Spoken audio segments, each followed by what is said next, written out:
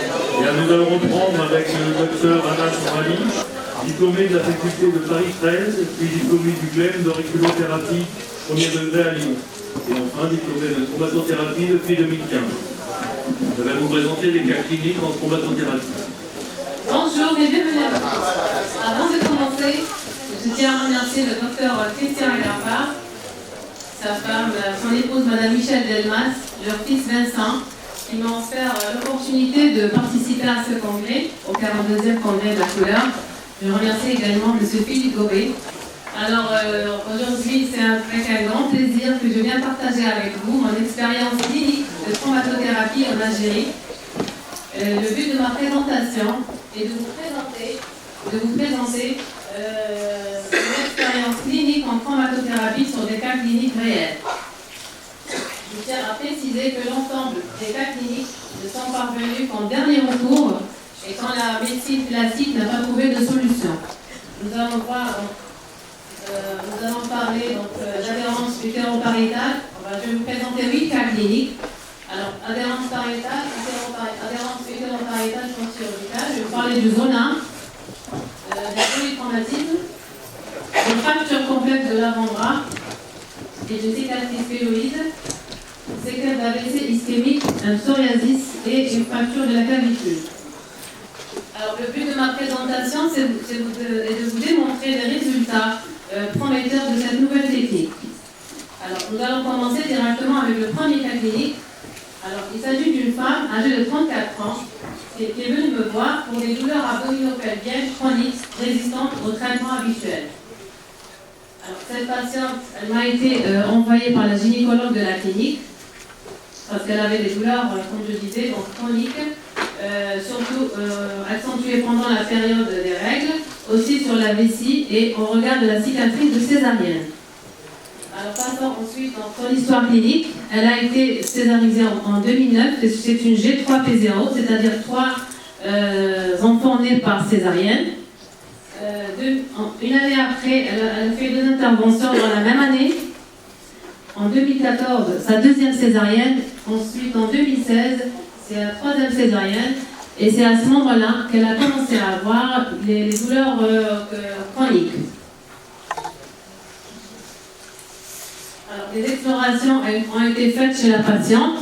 Parce que déjà, lors de sa 3e césarienne, la gynécologue avait trouvé un pelvis adhérentiel avec un utérus qui était complètement accolé à la paroi. Alors, un examen cytobactériologique des urines qui est revenu normal. À l'échographie, il n'y avait ni kyste ovarien, pas de fibrome et pas d'endométriose. Par contre, à l'IRM, on retrouvait donc la trace d'adhérence utéropariétale post-chirurgicale, surtout qui était accentuée du côté pelvien, et c'était donc la cause de ces douleurs.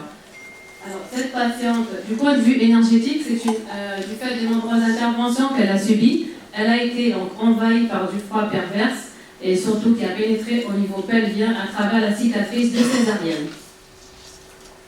Le traitement va consister donc à lui apporter de la chaleur pour diminuer de ces douleurs. Alors, voici le protocole que j'ai utilisé.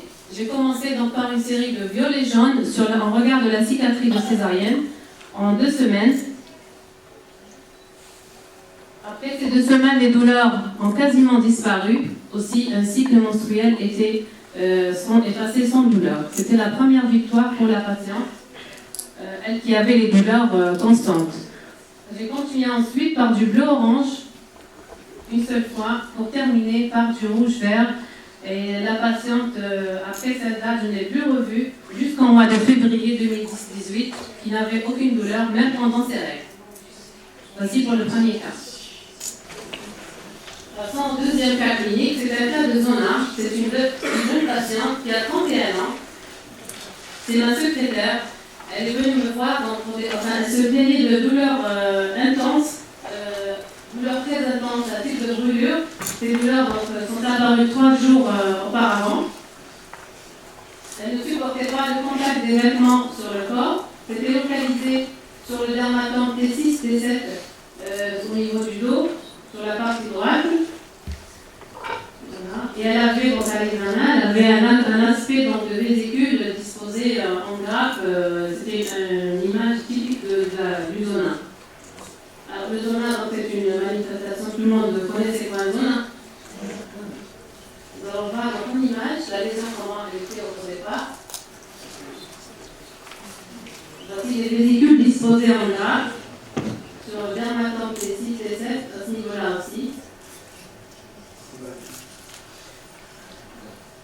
Alors, du point de vue énergétique, c'est une pathologie de type chaleur. Donc, le traitement va consister donc, à apporter du foie en local. Alors, pour cette patiente, j'ai pu faire une séance d'orange bleu directement en chromatothérapie directe sur le métamère. 30 minutes après la séance, la première séance, la douleur a disparu.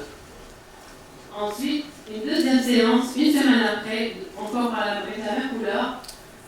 Et je la revois 3 mois après, on voit sur l'image, il n'y a plus de vésicule, il n'y a plus d'éruption cutanée, donc c'était parti.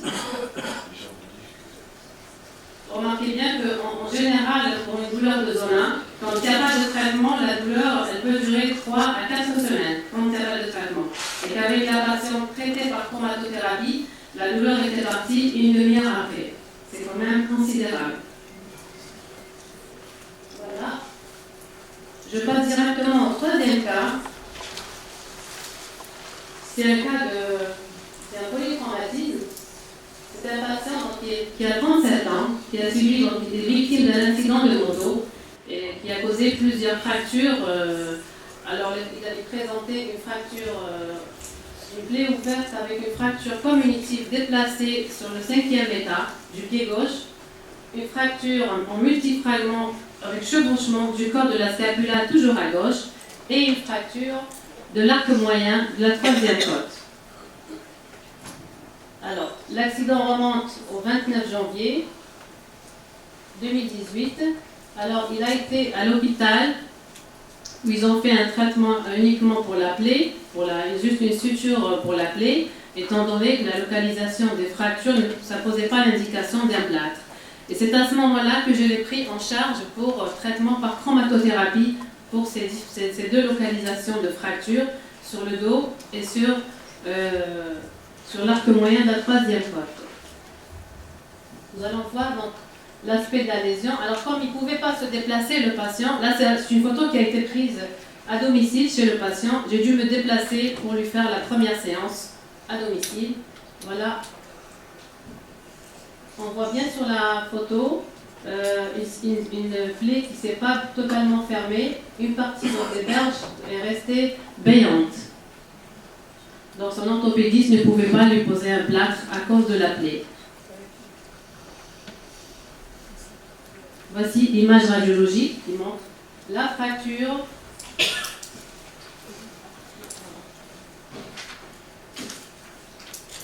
à ce niveau-là, fracture du 5e état avec chevauchement déplacé. Et là, la fracture du corps de la scapula, plusieurs fragments, et déplacés aussi.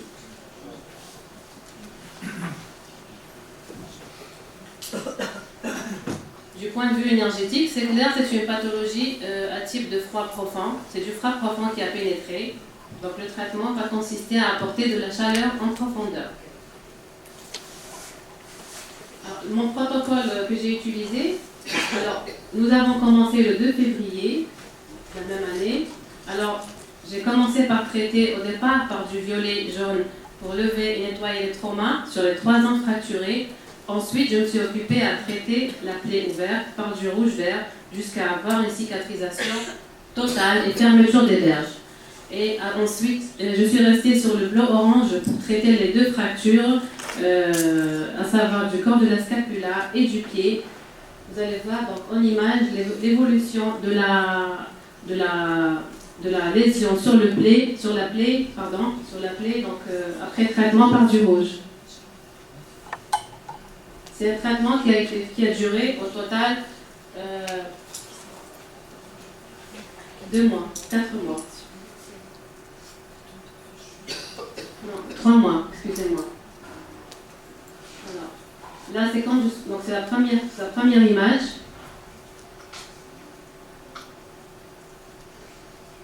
Alors, on voit bien donc après le traitement de chromatothérapie, comment l'aspect de la plaie commence à se refermer. Les verges se sont rapprochées pour arriver, même l'œdème il a diminué au niveau du pied, pour arriver à une cicatrisation totale du pied. Vous allez voir la dernière image. Voilà, pour arriver à ce résultat.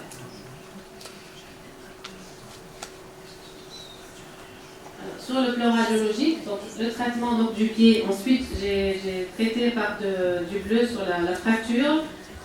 Alors là c'est la lésion initiale.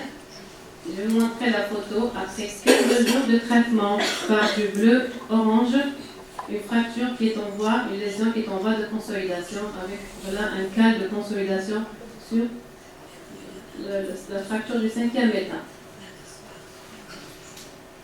Pareil pour la fracture donc, de l'omoplate. On voit bien sur la radio, c'est une fracture quand même, c'est une image qui est totalement différente de la première, où on a donc une consolidation qui s'est faite sur le corps de la scapula. Alors, pour ce patient, arrivé à ce stade, il n'a pas continué ses séances, donc il a décidé d'interrompre ses séances à ce stade-ci, parce qu'il se trouvait mieux, et il avait repris après cela son activité habituelle. Donc vous comprenez que je n'ai pas fini le protocole de traitement d'un polytraumatisme. Le quatrième cas, c'est aussi un cas de fracture complexe.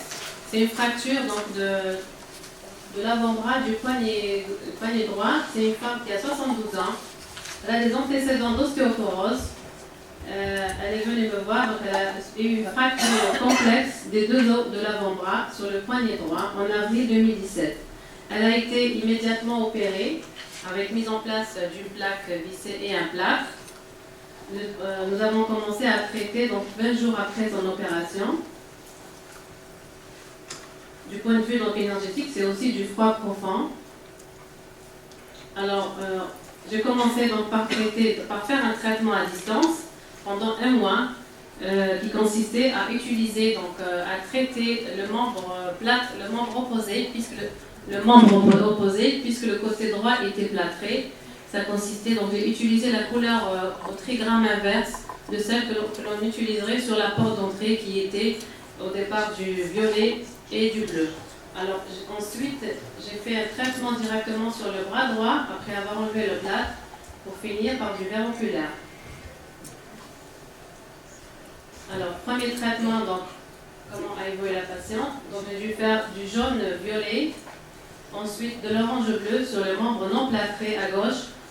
C'est un traitement à distance pour avoir donc, justement un effet sur le membre qui est plâtré, pour avoir une action énergétique des deux côtés et pour diminuer l'intensité du froid qui a pénétré aussi à gauche. Après avoir enlevé, donc on voit la photo, donc après avoir enlevé le plâtre, donc la fracture a très bien consolidé, mais elle a gardé une raideur sur l'avant-bras droit. Je l'ai reprise à ce niveau-là pour justement traiter le bras droit j'ai fait une trilogie, j'ai fait du violet, du bleu pour finir avec du rouge. Ça a été fait pendant 1 mois pour arriver à ce résultat-là. Jusqu'à disparition totale de la raideur du membre opéré. Ça, c'est l'image à la fin de séance. Alors, le 5e cas, c'est un cas de cicatrice, de brûlure, de 2e degré profond. C'est une patiente qui est âgée de 41 ans, qui est venue me voir pour un problème de kéloïde, de cicatrisation, après une brûlure de 2e degré profond. Sa brûlure remonte au 24 juillet 2016, 2e degré profond. Elle a été suivie chez son dermatologue où des pansements gras ont été effectués jusqu'à cicatrisation totale de la brûlure. Avec ça, après ça, il y a eu un tissu cicatriciel kéloïdien de couleur rouge foncé accompagné de prurite. Alors, nous avons commencé donc, le 13 février 2017. Voilà à quoi ressemblait la lésion quand elle est venue me voir. On voit bien un aspect bourgeonnant de la cicatrice. Alors ça correspond donc, c'est un trouble de la cicatrisation qui témoigne d'un excès de chaleur local. Alors, du point de vue énergétique, c'est une pathologie de type chaleur. Alors, la brûlure de type 2, ça correspond, selon la classification du docteur Agrapa, à un stade de hypométabolique qui fait intervenir un équilibre yin-yang, c'est-à-dire on a de la chaleur en superficie et du froid en profondeur. Le problème, il est double. On doit évacuer la chaleur qui est en superficie et le froid qui se trouve en profondeur. Vous comprenez que le traitement qui va être utilisé, c'est avec des énergies de régulation pour disperser les deux énergies présentes qui par la suite va s'auto-entretenir en feedback. Au départ, j'ai commencé par traiter par du jaune-violet pendant 4 mois.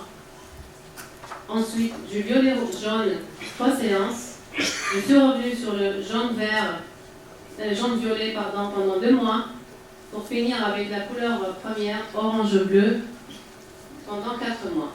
Nous allons voir ensemble l'évolution clinique. Voici à quoi ressemblait la lésion. Alors, j'ai commencé à traiter par du jaune-violet pendant 4 mois. On voit bien sur l'image, la kéloïde a changé d'aspect, est devenue moins bourgeonnante, elle s'est aplatie et est devenue aussi moins foncée. Ensuite, j'ai traité avec du violet pour disperser le froid qui est en profondeur, aussi pour diminuer l'intensité de la chaleur présente en superficie. Ça a été fait pendant 3 séances, en 3 séances. Alors sur la photo, on voit bien qu'il y a toujours l'aspect bourgeonnant de la kéloïde. J'ai dû revenir sur le jaune-violet pour encore disperser cette chaleur qui est en superficie. Pour arriver aussi à ce résultat, on voit pratiquement plus de kéloïde sur la lésion. Je l'ai fait pendant 2 mois. Ensuite, j'ai traité par de l'orange-bleu, 4 mois de traitement. Voici à quoi ressemblait la lésion après la fin du traitement. On va voir en image les résultats. La lésion avant traitement, quand elle est venue me voir, lésion initiale, et le résultat après traitement. C'est un traitement qui m'a pris 10 mois au total. Ça a été lent, et c'est vrai qu'elle est venue me voir 7 mois après s'être brûlée. On n'avait pas commencé directement en 2016. Sur la photo, on voit qu'il y a une disparition totale de la kéloïde. Il reste une hyperpigmentation sur le sein. Voilà. Le 6e cas clinique, c'est un cas de séquelles d'AVC ischémique. C'est un homme âgé de 74 ans qui consulte pour un AVC, pour des séquelles d'AVC ischémique, survenu en octobre plutôt 2016. Alors l'AVC ischémique était sur le territoire de l'artère sylvienne droite avec une hémiplégie gauche. Alors ce patient, je tiens à préciser, donc, il ne marchait pas, il est venu en chaise roulante et c'était son fils qui le portait pour le mettre sur la table d'examen. Il était totalement, il ne pouvait pas donc, se mettre debout. Alors son histoire clinique, donc c'est un patient qui est très actif, il était très actif. Il avait donc un tempérament nerveux et irritable, une faiblesse cardiaque, une cardiopathie hypertensive et hypertrophie du ventricule gauche et un retentissement. Il a été 2 fois opéré pour un adénome de la prostate. Il a toujours été constipé, donc de type sécheresse. Il dort mal, il a de l'insomnie, un sommeil court et à l'écho rénal, il y a une vessie inflammatoire et des calculs au rein. On voit bien sur l'ensemble des symptômes, c'est une majorité d'excès de chaleur. C'est un patient feu de type chaleur en superficie qui a été envahi par une énergie perverse froide. Le terrain du patient était plutôt favorable à son agression puisque ça lui a permis de mieux répondre à l'agression froide. Je ne me suis pas occupée à traiter la cause première qui est le terrain, son terrain, de traiter l'AVC qui est l'agression externe froide. C'est un envahissement donc, global par du froid, donc il a un double AVC. Alors le traitement, j'ai dû commencer en suivant la chronologie des cours qui a été donnée donc, en chromatothérapie par le docteur Agrapa. J'ai traité donc j'ai fait un traitement direct sur la zone de l'artère sylvienne pour ensuite traiter avec la chromatopuncture. Alors, j'ai fait la trilogie du violet, du bleu, du rouge en regard de l'artère sylvienne droite pendant 6 mois.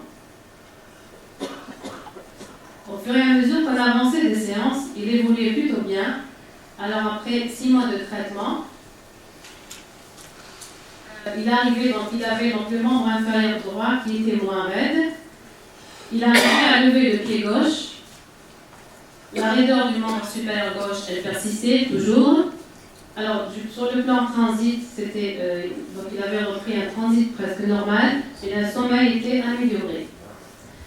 À ce stade, j'ai jugé que c'était insuffisant comme résultat à cause du double envahissement, donc un envahissement global par du foie et une disparition aussi des plans de symétrie. J'ai décidé de passer par la chromatopuncture, traitement par les points d'acupuncture, en envoyant bien sûr de la chaleur aux 2 cadrans en octobre 2017. Voici, c'est un schéma de traitement de chromatopuncture. Alors j'ai fait de l'orange bref sur 4 TR, du vert bref sur 41 BV. Alors 2 semaines après le traitement de chromatopuncture, alors le patient, il a fait quelques pas, il était très content d'ailleurs, il arrivait à poser le pied au sol et il levait spontanément le membre inférieur gauche. Je continue encore 6 semaines de chromatopuncture et résultat, il a remarché, le patient. Alors, ce patient, quand je l'ai pris en charge, sincèrement, je ne pensais pas arriver à ce résultat, qu'il allait remarcher un jour. C'était pour moi une première expérience de chromatopuncture.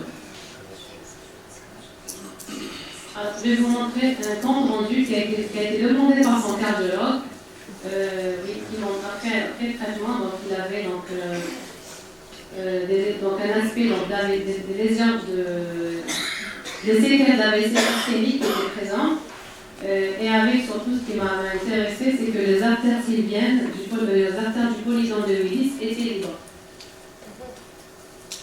Ça veut dire que la partie qui a été traitée en local a bien marché. Sur l'arbre, il y avait l'AVC. L'artère sylvienne, elle fait partie du polydent de Willis. Je termine ce cas par une petite vidéo qui va vous montrer comment le patient a récupéré sa faculté de marcher. Actuellement, il marche avec une canne. Je vais juste vous poser une question, docteur. Vous l'avez peut-être dit, parce que je n'ai pas toujours été présent, c'est quand vous dites les gens sont venus 4 mois, c'est à raison d'une fois par semaine? Oui, une fois par semaine. Une fois par semaine. Oui. C'est-à-dire que vous avez une patiente extrêmement patiente, si je peux dire. Le cas de la brûlure, elle est venue à ma consultation 4 mois après la brûlure. Elle est venue pour un problème de cicatrisation. Elle n'est pas venue pour la brûlure. Aussi, quand il y a une cicatrisation qui se fait mal, c'est plutôt un problème en général de terrain. C'est pour ça qu'elle ne récupère pas. Quand vous dites jaune-violet ou violet-jaune, ça veut dire que vous commencez par faire 4 minutes de l'un et vice-versa. Oui. 50 secondes de l'autre, voilà, c'est ça. Ah oui, quand je dis jaune et violet, c'est 4 minutes de jaune et la flèche d'en bas, 50 secondes. Quand je dis violet et jaune, c'est l'inverse. C'est toujours 4 minutes. Et La première couleur est une couleur principale, la deuxième est une couleur complémentaire. Une autre question, voilà. Bonjour. Sur le dernier cas donc, de cardiopathie, qu'est-ce qui vous a incité à prolonger le traitement sur la sylvienne d'une période aussi longue de 6 mois? C'était mon premier cas traité par chromatopuncture. J'ai commencé suivant la chronologie de traitement par chromatothérapie directe. Au fur et à mesure que je le voyais évoluer, j'ai changé par la suite à traiter le terrain, la chromatopuncture. Mais je veux dire, qu'est-ce qui vous a incité à prolonger cette période pendant 6 mois sur la sylvienne en chromato direct? Parce qu'il n'y avait pas de résultats. Et aussi, il y avait un double AVC. Fronto-pariétal. Merci. Vous faites de la chromatoménagie, c'est ça? Oui, l'anagie. Depuis combien de temps? Depuis mon diplôme 2015. 2015. Comment, en France, ça va toujours très simple au niveau de la chromothérapie. En Algérie, est-ce que ça a été bien perçu dès le départ, ce traitement par couleur? Non, en général, les médecins ils envoient les patients, je vous ai dit tout à l'heure, en dernier recours. C'est quand ils ne trouvent pas de résultat. Comme le cas de la gynéco, c'est la gynéco d'acné, elle m'a dit écoute, Anna, je t'envoie ma patiente, je ne sais plus quoi lui faire, le traitement ça ne donne rien, à l'exploration l'IRM, c'est vrai qu'il y a un problème, mais je n'arrive pas à expliquer ses douleurs. regarde si tu peux te traiter avec ce que tu fais toi de thérapie. Et elle était très contente. Est-ce que ça donne envie à des gens en Algérie de faire ce que vous faites ou c'est toujours la pionnière? Ah si, il y a beaucoup de non-médecins, surtout de non-médecins qui aimeraient bien faire la formation. Ouais, on les accueillera avec plaisir en tout cas. Oui, question. Oui, il faut voir au niveau des brûlures. Quand vous avez des brûlures du 3e degré, dites-vous bien qu'en France, on fait des traitements sur 2 à 3 ans. Donc, quand vous avez des traitements chromato qui durent 6 mois, c'est pas grand-chose, comparativement. Et en plus, étant donné qu'il n'y a pas de traitement qui marche, très souvent, ça continue à évoluer. Ça continue à évoluer parce que le principe de l'énergie n'est pas accepté, alors que quand un organisme a de l'énergie qui pénètre, cette énergie reste en place. Et tant qu'elle reste en place, elle a des effets métaboliques sur les cellules. Les cellules ne fonctionnent plus de la même façon.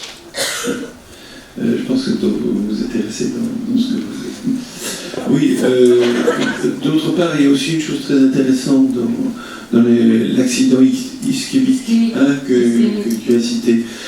Il n'y a aucun traitement anti-ischémique qui dure aussi longtemps en France.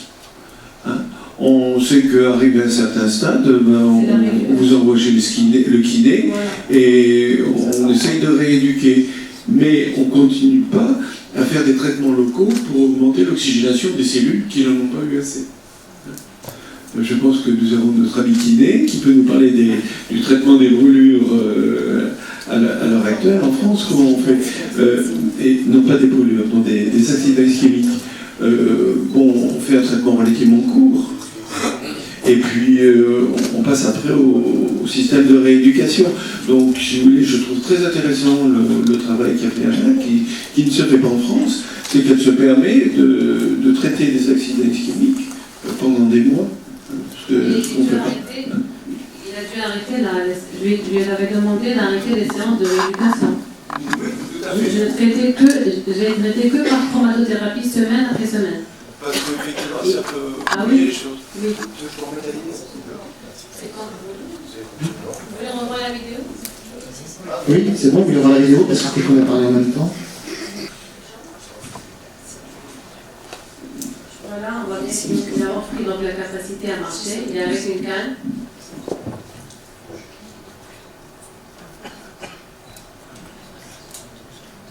Excusez-moi, mais vous continuez à le suivre? Est-ce que vous continuez à le suivre? C'est la question de Non, c'est la dernière image. Et pourquoi ça ne peut plus aller plus loin? Ça peut aller plus loin, mais peut-être c'est aussi par rapport à un problème de budget. Parce que là, c'est vrai qu'il s'est remis à remarcher. Sur l'image, on voit qu'il ne marche pas très bien. Vous voyez son fils qui me fait parler. Parce que je lui disais pourquoi il marche comme ça. D'habitude, il marche, quand il vient me voir, il a tendance à mieux marcher avec la canne. Il m'a dit à la maison, quand il est sans les chaussures, il marche facilement avec la canne. Alors, le 7e cas, c'est un cas de psoriasis. C'est une petite fille qui a 5 ans, qui est venue me voir en janvier 2018 pour un psoriasis apparu chez elle 1 mois après sa naissance. Alors, la petite fille, donc, on va voir les lésions. Elle avait donc les lésions, les plaques sur tout le visage. Alors, sur la paupière donc supérieure, sur les 2 coins internes de l'œil, à l'intérieur des narines et le haut de la joue droite. Elle en avait aussi derrière le lobule de l'oreille. Voilà.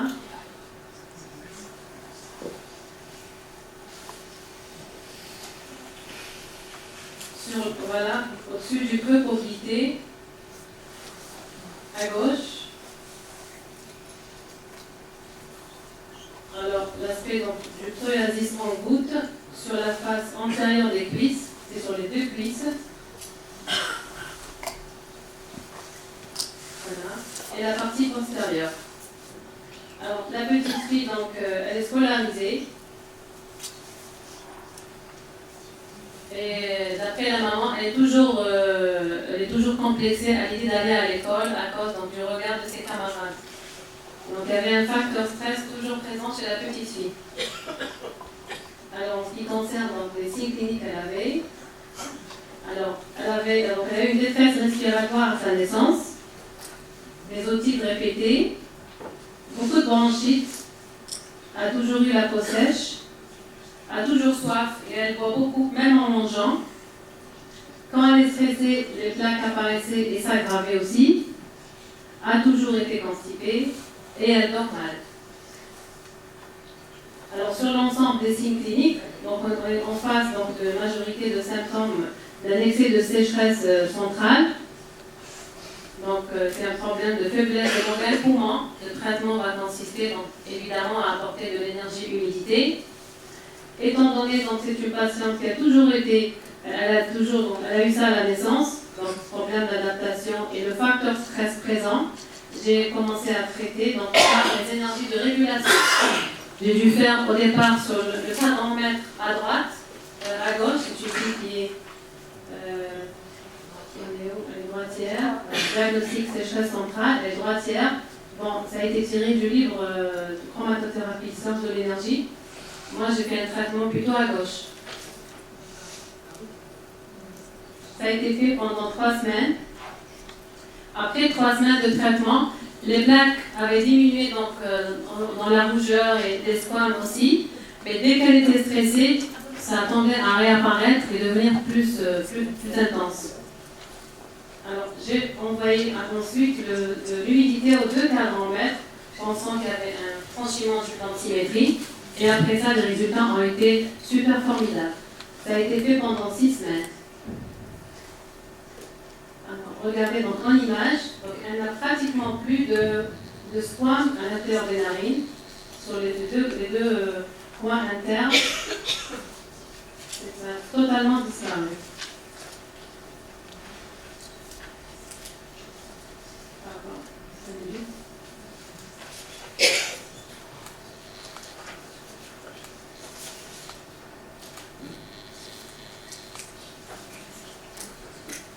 Il n'y a plus de plaques sur les 2 faces de la cuisse, antérieure et postérieure. C'est un traitement qui m'a pris 1 mois et demi, 1 mois et 1 semaine pour arriver à ce résultat. Je la suis encore en consultation pour chromatothérapie. Par contre, je continue à faire ces consultations régulièrement. Voilà. Il n'y a pratiquement plus de plaques. Ça a totalement disparu. Regardez. Il ne reste plus rien. 2 derniers cas cliniques. C'est un cas de fracture. Alors elle, c'est ma petite nièce. Elle a 6 ans. Elle a fait une fracture de la clavicule gauche. L'orthopédiste lui avait mis de la clinique une écharpe en 8, c'est le traitement habituel donc des fractures de la clavicule. J'ai dû la retirer pour faire mon traitement à moi de chromatothérapie. J'ai commencé donc, voilà donc la fracture sur la radio, de la clavicule. C'est aussi du froid profond, c'est clair. Alors, traitement 2 semaines de violet jaune pour nettoyer et lever les traumas, le froid. Ensuite, je suis restée sur bleu, 4 minutes de bleu, 50 secondes orange pendant 3 semaines, jusqu'à la consolidation de la fracture totale. Évolution de la patiente, voilà comme elle était le jour de la fracture, elle était complètement tordue. Et après avoir fini les traitements, regardez la différence. Sur les images radiologiques, il manque un cas de consolidation bien évident sur cette image. Ça a été fait à 1 mois de traitement.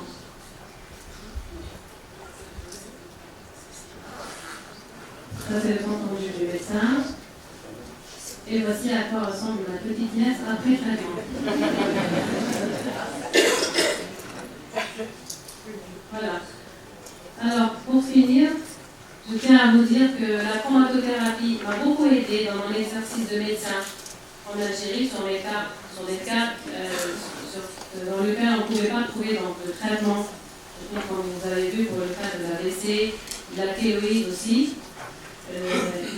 Je suis très satisfaite de ma formation, très satisfaite aussi des résultats obtenus sur mes patients, ainsi que ainsi que les patients qui ont pu retrouver leur bonheur. Je remercie beaucoup Dr Agrapa. Je lui dis bravo pour cette découverte.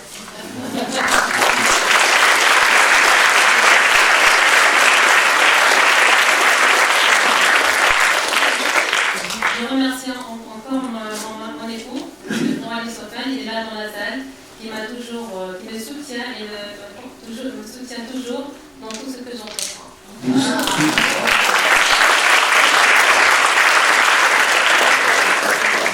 Je remercie aussi M. Philippe Perdy. C'est grâce à lui que j'ai découvert la chromatothérapie. Il n'est plus là. Il a fait soi à son âme. Alors, je termine avec la beauté de ce proverbe japonais. On écoute et on oublie, on regarde et on se souvient, on pratique et on apprend. Pour vous dire, plus on pratique la chromato, mieux on a des résultats. Voilà. Je vous remercie.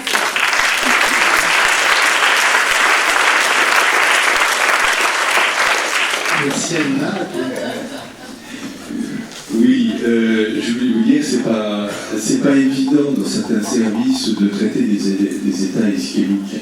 On a tiré de nombreux gens dans le coma, enfin donc on a eu des effets très, très importants. Notamment, j'ai quelqu'un qui a fait un accident ischémique chez moi au cours d'un repas et je l'ai traité et je dois dire que dans la demi-heure que j'y vais, il avait un bras qui était complètement, enfin qui ne pouvait plus bouger. Au bout d'une demi-heure, il rebougeait son bras normalement. Il n'y a pas eu de séquelles. Et là, on ne doit pas séparer la chromato de la médecine classique. Il fallait chercher les causes de ces emboles et il a fallu faire un bilan médical. Hein. Donc, il ne faut pas considérer que la chromato c'est tout, mais c'est un apport précieux. Malheureusement, il y a des services où ils ne sont pas d'accord du tout.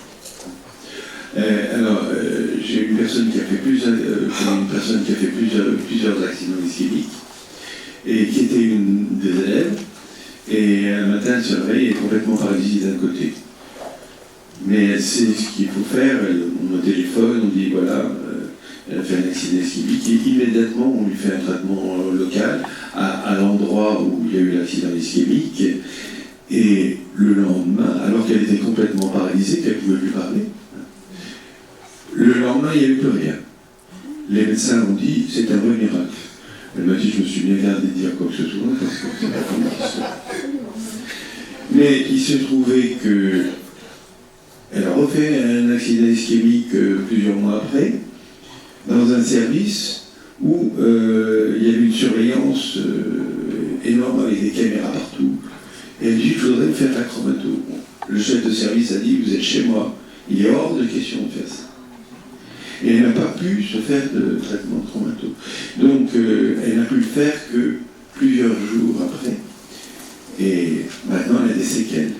Parce que le chef de service a refusé. Alors, qu'est-ce que ça lui faisait? Qu'est-ce qu'il aurait perdu en permettant un traitement? Même s'il ne le revenait pas, il aurait pu permettre cet effet. Voilà, simplement vous dire que c'est pas toujours évident de faire de la chromato. Parce que il y a des médecins qui se refusent à ça. J'ai souvenir d'une patiente qui avait acheté un des livres de chromato pour donner à son médecin généraliste, en disant écoutez, regardez, ça peut être intéressant pour vous. Et le médecin n'a pas osé toucher le livre.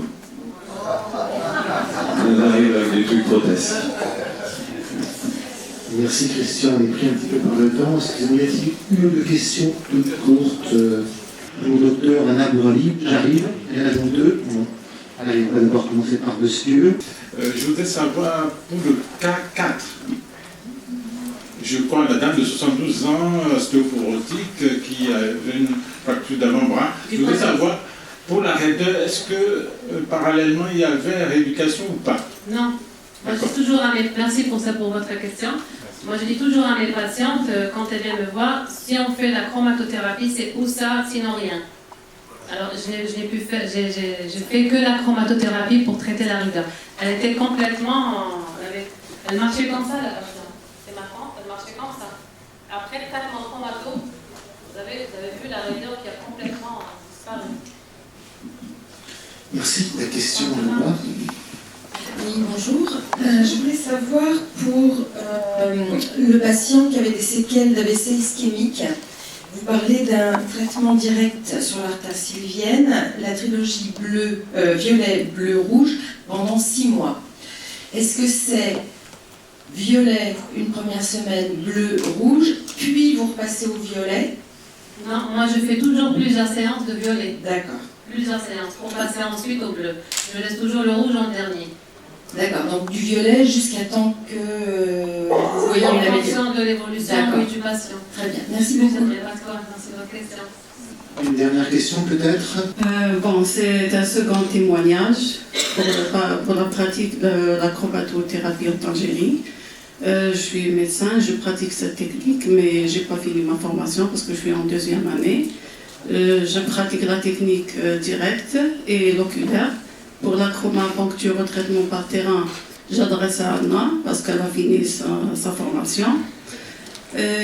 Pour les médecins, il y a par curiosité, comme j'ai un centre de formation de médecine douce, il y a beaucoup de médecins qui sont intéressés à connaître cette technique. Et pour cela, j'invite docteur Christian Gapard, Michel et docteur Vincent, à venir et former nos médecins en Algérie. Ça sent les vacances, hein,